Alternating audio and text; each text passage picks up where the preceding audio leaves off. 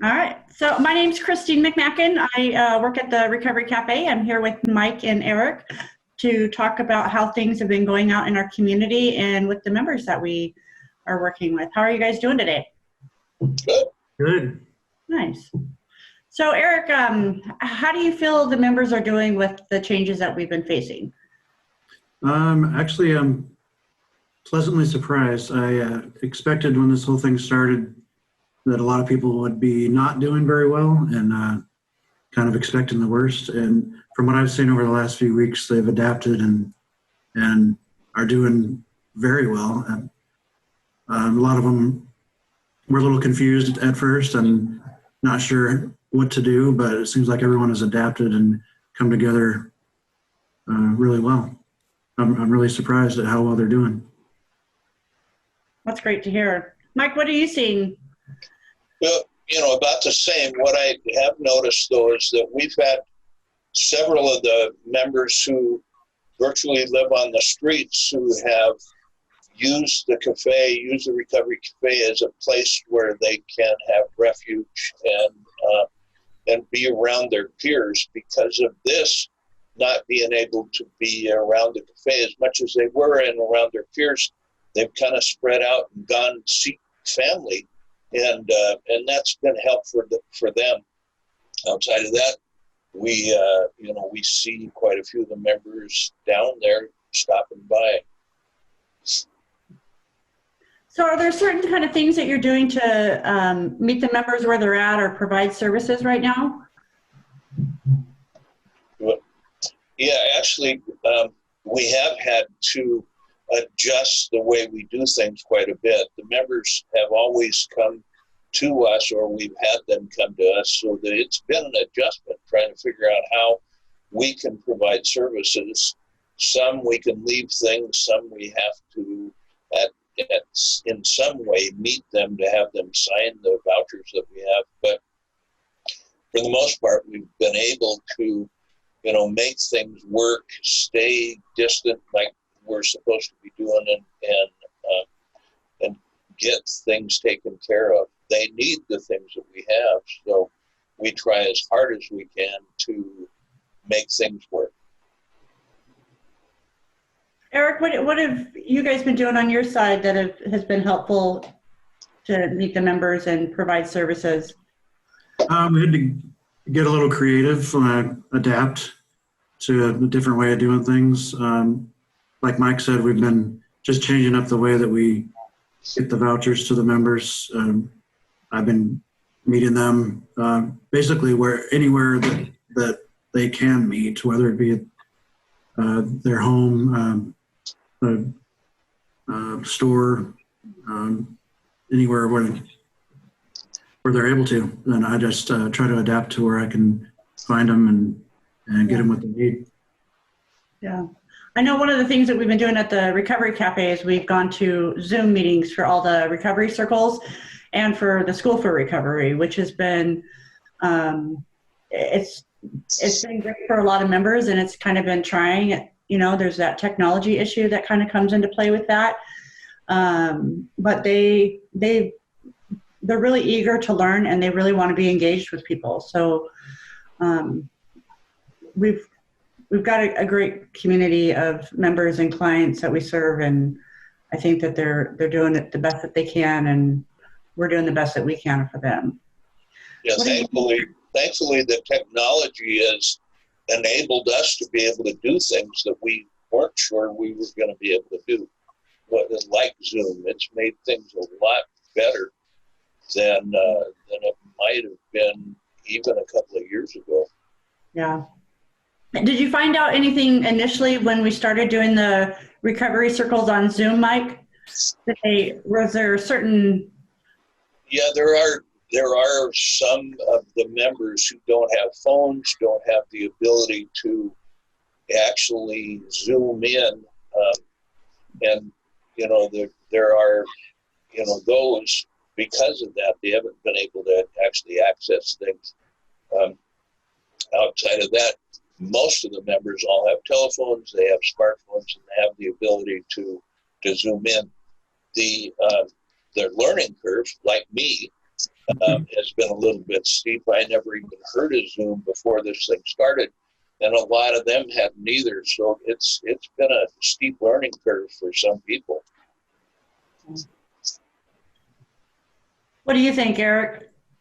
It started out a little rough.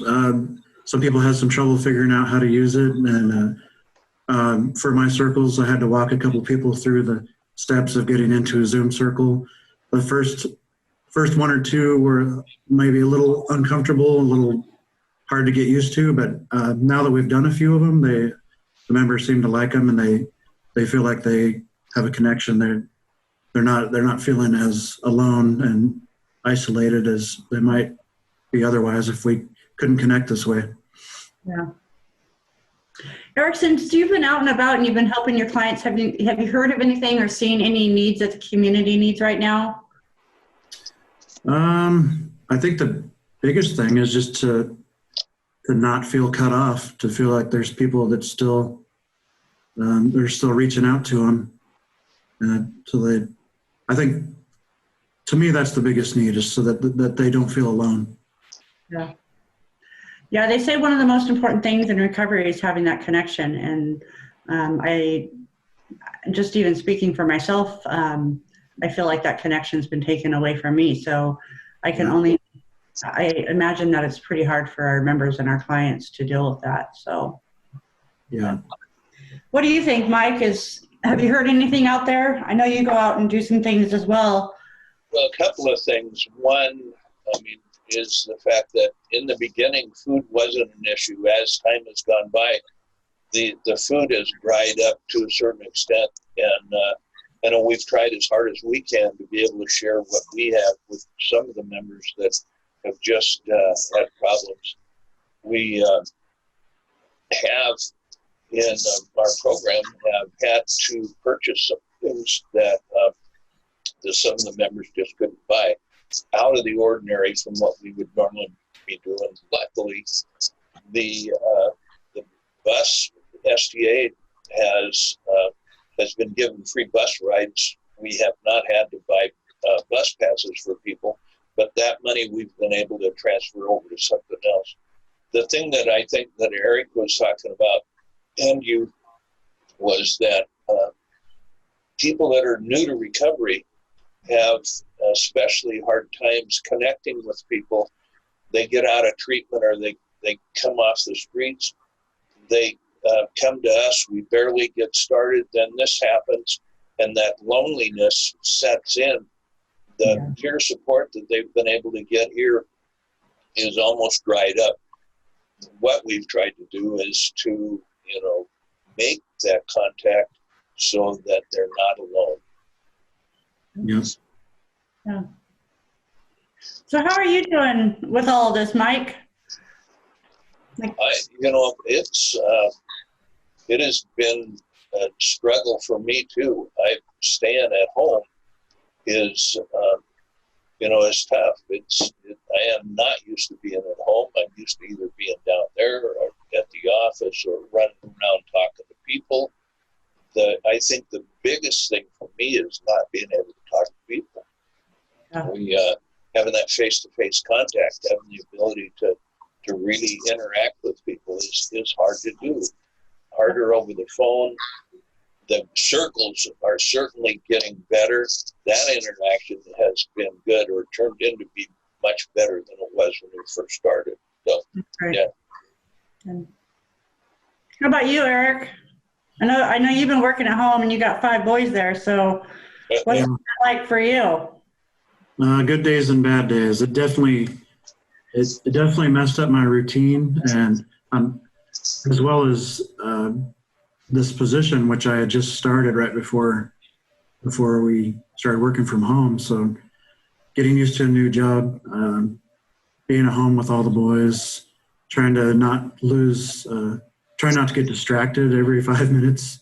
So it's been very challenging. But one thing I will say is that we were talking about the members not feeling alone and reaching out to them is, as I've been doing that, even though it's kind of what we're doing right now as part of our job, it's amazing how much it's been helping me too, to connect with them.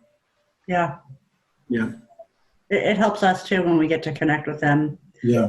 The members really become part of our family. And so I don't know that a lot of people could understand that, but we're with these people every day and we're learning about their lives and their recovery, and not to have that connection with them, not to see their face every day, not to celebrate that milestone that they just went through with face-to-face contact has been really hard.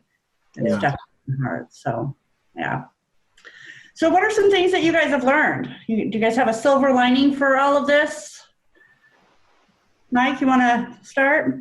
I think that the Zoom has enabled us to be able to think differently than we had before. The fact that, because we have some people who, live in other parts and different places, and I think that there's a way that we can use Zoom in the future to make our services even better. I mean, and not to replace anything, but to just give some added feature to what we've been doing. I think maybe the silver lining too, is the fact that I believe that some of the members who maybe didn't appreciate what they had with the Recovery Cafe have earned and learned a new appreciation for what there was there. Makes sense. Yeah. I think one of the things that I've learned through all of this, for one thing, is how incredible our team is. We all have managed to, within a 24-hour period, change our lives upside down and make this work for our members. I know it hasn't always been fun for us, but it hasn't been fun for them either. So that's one of the great things. And also that our members are people in recovery, and they're super resilient, and they're doing better than we expected. And that right there is, that's what it's all about, is making sure that they're okay and knowing that they are okay. So, yeah. What about you, Eric? That's my silver lining also. That's exactly what I was going to say, is seeing the resiliency of not just people in recovery, but just people in general. We're coming up, we're up against something we've never seen before. And just to see how people are handling it and finding a way to adapt to it is really awesome to watch. It is. Yep, they're amazing people. So what about this experience would you like to carry over once we get back to our so-called normal that we might return to? For me, I think it's the Zoom meetings. I think I'd like to figure out a way to incorporate them in, I don't know, a school for recovery, and maybe even do, a recovery circle this way for people that can't come down there. Yeah, I think it's a great option for someone that, because we're always going to want the face-to-face circles, but it's a great option for a member that might have something preventing them from getting there physically, and they can still join in their weekly circle. Yeah. Plus, you mentioned the school for recovery. I think there's a possibility that we can get outside guests or outside mentors, teachers to do some things through Zoom that would have not been able if they were sitting face to face. They couldn't get there. So we may be able to use this as a way to increase the services that we've got. Yeah, definitely opens up a whole new, gives us a whole new set of options for instructors or classes, because they don't have to physically be here. Yeah. Yep. New things will be coming, I hope. So, well, do you guys have anything else you want to add? I think that's about all that we have, but is there anything? Yes, you asked about silver linings. I think that maybe one of those is my dogs have gone completely loony. They love this thing. I think they think it was made just for them. Yeah, mine too. Yeah. I'm going to have trouble on my hands when I go back to work permanently down at the cafe, because mine is, by my side all day long. Thinks it's. Yeah. They're either by my side, in my lap, driving me crazy, or or wanting a ride. Yep. And there aren't any rides or many rides, but I can go around the block, get them in the car, go around the block. It's usually big enough and long enough for them. I think I've learned how important it is for me and a family my size to have a good balance between work and home. Mm. I've had to get really creative on balancing that out. Yeah, I bet. Yeah. Well, thank you guys. I really appreciate you guys. Thank you. Thanks, Christine. Yeah.